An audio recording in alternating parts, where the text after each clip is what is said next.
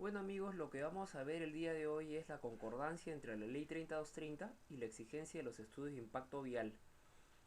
En realidad, antes de la dación de la ley 3230, en el caso de Lima Metropolitana, nosotros teníamos un esquema similar a este que están viendo en pantalla. Ya lo habíamos explicado en un video anterior, específicamente en el que se presentó en el Colegio de Arquitectos, sobre la exigencia de los estudios de impacto vial tanto para habilitaciones como para edificaciones. En el caso de habilitaciones no se ha hablado nada en la ley 3230, sigue quedando tal cual, lo cual también no es muy bueno porque no dirime casos de dimensiones, de habilitaciones y de habilitación de lotes únicos, entonces algunas comisiones estarían exigiéndolos de una forma un tanto absurda. Sin embargo, en el caso de edificación, lo que acuerda la ley 3230 es de que solamente se puede exigir en los casos que el Reglamento Nacional de Edificaciones lo contemple. Y es más, disuade de alguna manera a las autoridades en general para que lo soliciten, porque dice de que ninguna autoridad puede establecer requisitos adicionales o exigencias y bajo el hecho de que podría ser denunciada esa persona bajo la ley 30056, que es de las barreras burocráticas ilegales, y en general por procedimientos sancionadores Indecopi. Entonces, aunque el segundo párrafo de la ley 3230, específicamente en el artículo 59, sobre los cambios para la modalidad C y D, establece que el Reglamento Nacional de Edificaciones debiera de dar las condiciones para las cuales se exima ya de estudios de impacto vial. Ahora estamos en la espera de la publicación del reglamento. Personalmente, me parece que la lectura de la prepublicación que se ha hecho del reglamento es un poco temeraria. Y digo esto porque explica de que, aunque reiterando lo que explica la ley de que solamente se debe exigir si el reglamento lo estipula, aumenta un verbo y una conjugación que es muy peligrosa. Se lo leo. Los estudios de impacto vial se requieren para los proyectos de edificación en los casos establecidos en el RNE y que se desarrollen conforme a dicho reglamento, salvo que los documentos y plano de proyecto contemplen los criterios, condiciones, características y alcances y requisitos exigidos en la norma citada. Entonces, el término o el verbo salvo, no sé qué interpretación adicional se pudiera dar al hecho de que se puede evitar este impacto vial. Lamentablemente, yo entiendo que una de las razones por las cuales ha sucedido esta situación es porque lamentablemente en el TUPA de la ordenanza o de los estudios de impacto vial 1404 y luego en la 1694 no hay un tiempo previsto para su evaluación. Entonces, eso da como consecuencia retrasos fuertes en los proyectos y no necesariamente por pasar un estudio de impacto vial eh, va a poderse lograr de que el impacto sea mitigado en la totalidad. El 50% de los casos que se desarrollan de estudio de impacto vial es para demostrar que no se necesita hacer el estudio. Es una cosa bastante paradójica. Y por lo tanto se entiende la intención del reglamento de que prácticamente se eximan. Sin embargo, me parece de que el reglamento aún no está preparado para tal situación. Lo reiteran en el artículo 52, ¿no? Solo es exigible para proyectos de edificación de acuerdo a lo establecido en el RNE y que se desarrollen en conforme a dicho reglamento, salvo que los documentos y planos, salvo otra vez.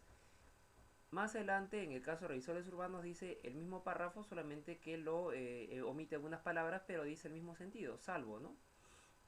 Entonces, hay que tener en cuenta que el reglamento aún no está preparado. Hay cosas que entiendo que debieran de complementarse. En la actualidad estaría quedando de esta manera. Mientras que antes de la ley 30230, así era el esquema de la exigencia de estudio de impacto vial para el caso de edificaciones. Bueno, aquí se omite industria liviana, que fue agregado con la ordenanza 1694. En la actualidad estaría quedando de esta manera.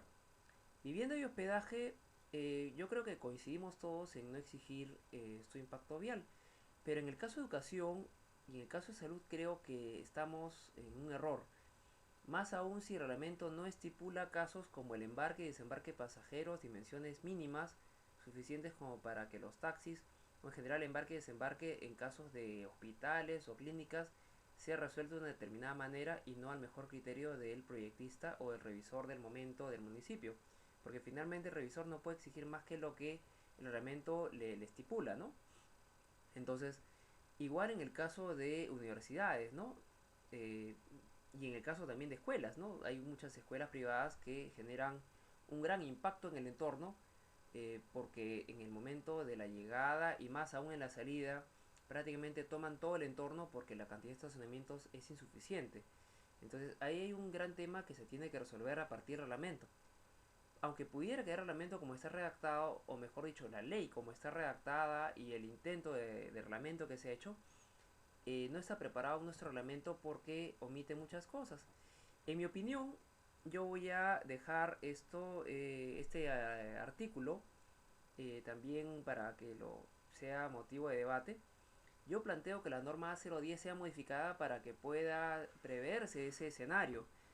¿De qué manera? Por ejemplo, en el caso de estacionamientos yo creo que se debería incorporar entre el 64 y el 65, entre esos artículos, algo así que diga como que el punto de control de acceso al estacionamiento esté ubicado a una distancia que asegure que la generación de colas no interfiera con la vía pública tanto a nivel vehicular como peatonal. ¿A esto a qué me refiero? Lo que sucede es de que en muchas universidades, institutos y en general muchos, eh, muchas edificaciones tienen una rotación muy intensa de vehículos y entonces el punto de control termina resultando una interferencia a la vía porque si el punto de control se encuentra cercano a la acera, lo que sucede es de que van a ocupar no solamente la acera sino un carril de llegada. Yo ya en mi experiencia me atreví a hacer alguna serie de precisiones para el caso de conjuntos multifamiliares, hoteles u hostales, eh, sobre todo a partir de 3 estrellas, locales escolares de gestión privada, ¿no? Clínicas y hospitales, locales industriales, comercio, oficinas, para todos los casos en realidad que las normas A. Del reglamento estipula, ¿no? Y asimismo, el artículo 65 en adelante preveo también otro punto que debe tomarse en cuenta, porque los impactos viales son a partir de los puntos de control y el ingreso a los estacionamientos o cómo quedan las puertas, ¿no?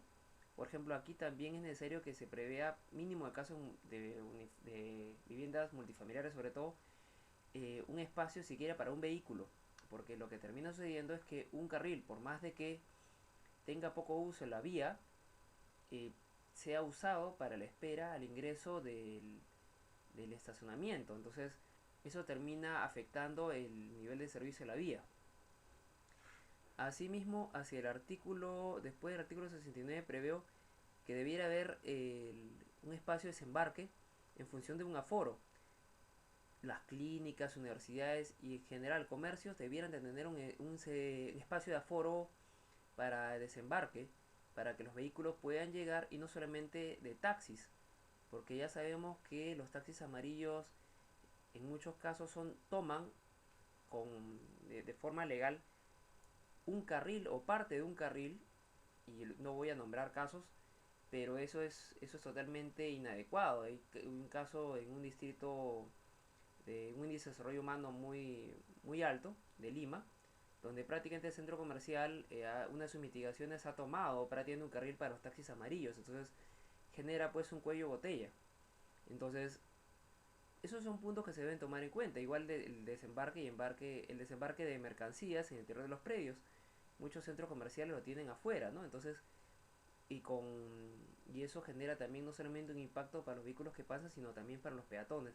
Esto, aunque está prohibido también por el Reglamento Nacional de Tránsito, no ha sido enfocado adecuadamente.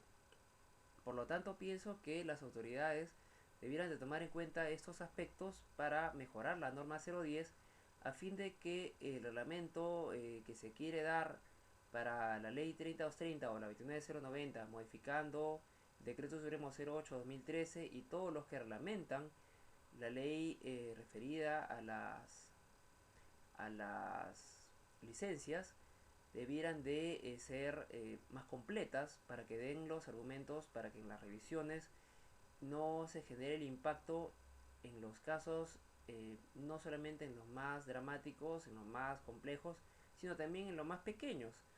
Ahora, es necesario que precisen en qué casos sí se requiere, porque si ponen el término salvo que está apareciendo, como ya les mostré anteriormente, es algo que puede jugar totalmente en contra de la ciudad, más aún si no si tenemos un reglamento que esté acorde con las condiciones que se están viendo ya en la actualidad de muchos centros comerciales, edificaciones en general de educación. En fin, bueno, en, al margen de eso, lo que está quedando en la exigencia es de esta manera. Industria, comercio, edificios corporativos a partir de 5.000 metros cuadrados de área útil, lo cual debiera entenderse como área aforable, ¿no? Si es que el término lo permite. Servicios comunales a partir de 500 personas, relación y deportes, estos tres casos, y transportes y comunicaciones. En el caso de habilitaciones urbanas no se ha enfocado hasta ahora, entonces estaría quedando tal cual como lo que se ve acá.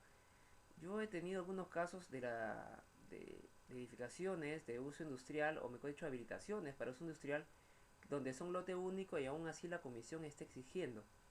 Como no hay forma de demostrar de que de manera normativa que se puede eximir, entonces está viendo más que un abuso, de alguna manera, una interpretación bastante exagerada del reglamento.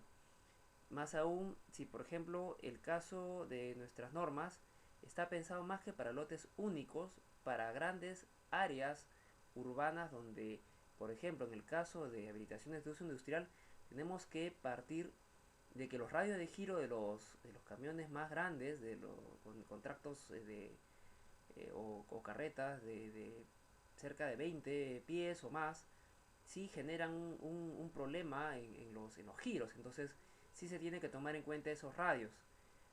En fin, bueno, estamos entonces viéndonos en otro siguiente video. Muchas gracias.